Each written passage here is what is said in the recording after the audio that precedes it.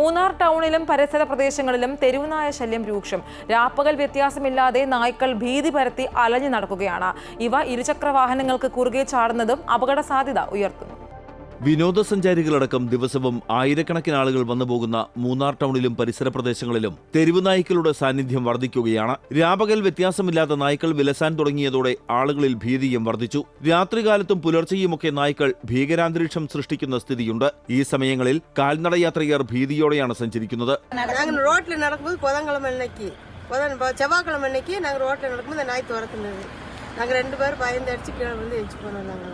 കൂട്ടമായി നടക്കുന്ന തെരുവുനായ്ക്കൾ കൂടുതൽ അക്രമകാരികളാകുന്നു. തുരത്തി ഓടിക്കാൻ ശ്രമിച്ചാൽ പിന്തിരിയാതെ ആളുകൾക്ക് നേരെ പാഞ്ഞെടുക്കും. സ്ത്രീകളും പ്രായമായവരും കുട്ടികളുമൊക്കെയാണ് തെരുവുനായ ശല്യം വർദ്ധിച്ചതിന്റെ പ്രയാസം കൂടുതൽ അനുഭവിക്കുന്നത്.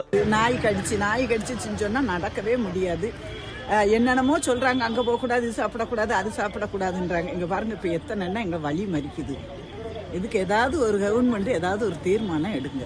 സംസ്ഥാനത്ത് തന്നെ ഏറ്റവും അധികം വിനോദസഞ്ചാരികൾ വന്നുപോകുന്ന മൂന്നാറിലെ തെരുവുനായ ശല്യം നിയന്ത്രിക്കാൻ നടപടി സ്വീകരിക്കണമെന്ന ആവശ്യം ശക്തമാണ്. അമൃത ന്യൂസ്, ഇടുക്കി.